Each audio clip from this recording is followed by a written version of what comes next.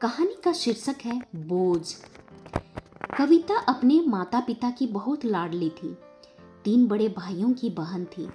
कोई भी चीज मांगने पर उसी वक्त सामने हाजिर हो जाती। पूरे घर में रौब था उसका। पूरे परिवार और नौकरों पर राजकुमारी की तरह हुक्म चलाती थी कविता। स्कूल में भी पूरा रौब था उसका। बड़े घर की लाडली जो थी वह। ऐसे ही उसने कॉलेज में दाखिला लिया। उसके ठाट बाट बड़ी गाड़ी में आना जाना, हर दिन नया फैशन देखकर हर कोई उससे दोस्ती करना चाहता था। थोड़े ही दिनों में उसके बहुत से दोस्त बन गए। पूरे कॉलेज में उसकी अपनी ही एक पहचान थी। इन दिनों उसके घर एक रिश्ता आया। खानदानी लोग थे और पापा की पुरानी जान पहचान थी उनके साथ।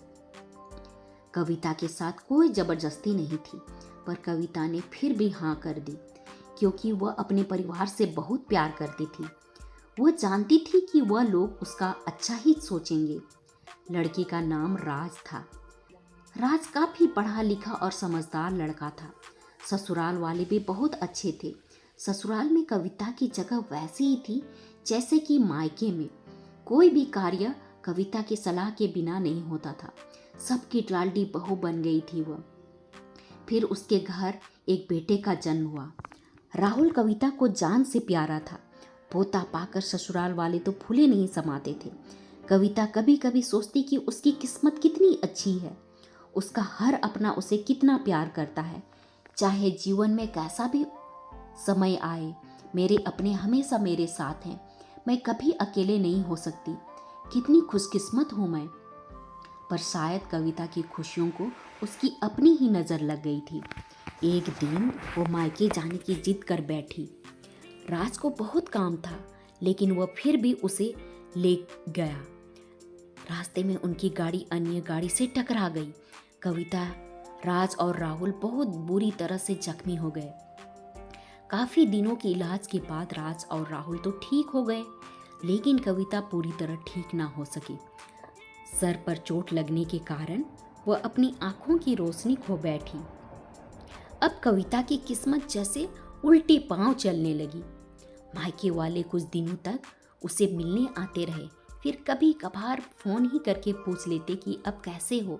धीरे धीरे यह सिलसिला भी कम हो गया। ससुराल वालों की सहानुभूति भी कम होने लगी। घर में किसी को पास बैठने के लिए कहती तो जवाब मिलता, बहुत काम है, अब तुम भी हाथ नहीं बटा सकती। राज भी चिड़चिड़ा गया था। बस राहुल ही था उसके साथ, जिसके साथ हंसते खेलते उसका वक्त गुजरता। एक दिन कविता के हाथ से कुछ सामान गिर गया, जिसकी वजह से राहुल को हल्की सी चोट लग गई। कविता के सास ससुर ने राहुल को उससे अलग कर दिया कि कहीं उसके ना देखने की वजह से बच्चे का कोई नुकसान ना हो जाए। कविता अंदर से टूट चुकी थी। एक दिन उसने सबके सामने मायके जाने की इच्छा रखी तो राज उसे तुरंत मायके छोड़ आया, जैसे कि वह भी यही चाहता था। लेकिन राहुल को उसके साथ नहीं भेजा गया। कविता कभी राहुल से दूर नहीं रही थी, पर अपनी कमी के कारण उसने ज़्यादा बहस नहीं की। कविता को लगा कि वह 3-4 दिन वहाँ रहेगी तो थोड़ा हवा पानी बदल जाएगा, क्योंकि वह कितने दिनों से कहीं भी बाहर नहीं गई थी। घर वाले भी इतने दिनों बाद उसे देखकर कितने खुश होंगे। कविता के घर पहुँचने पर सब लोग बहुत खुश हुए। खाने में सब कुछ कविता की पसंद का ही बना था। उसने अपनी मम्मी पापा और भाई भाभीियों से दिल खोल कर बातें की। उनके छोटे छोटे बच्चे भी बुआ के साथ घुल मिल गए थे। रात को सोने के वक्त जब वह कपड़े बदलने लगी तो उसे पता चला कि उसका बैग तो बहुत भरा हुआ था। वह सब समझ गई। वह बहुत उदास हो गई। कुछ दिनों तक तो सब ठीक रहा, फिर जैसे जैसे सब बदलने लगा, सबका व्यवहार बदल रहा था। वो लोग जैसे थक चुके थे उससे। सब लोग घुमा फिरा कर पूछने लगे कि राज कब आ रहा है उसे ले जाने। वो बहाना बना देती, जबकि वो जानती थी कि उस घर में अब उसके लिए कोई जगह नहीं। कविता से चलते वक्त कुछ न कुछ नुकसान हो जाता। थोड़ी बहुत टोका टोकी उसे सुनाई देती, वो टाल देती। एक दिन उसके हाथ से लगकर एक कीमती फूलदान टूट गया। छोटी भाभी ने बहुत हंगामा मचाया। कविता के माता पिता रोज रोज के झमेले से तंग आ गए थे। उन्होंने राज को खुद से फोन कर दिया। राज कविता को अपने घर ले गया। कविता को अपने परिवार वालों से यह उम्मीद ना थी कि जिस कविता के कहे बिना घर में एक पत्ता भी नहीं हिलता था, उस घर के लिए वह अब बोझ बन चुकी थी।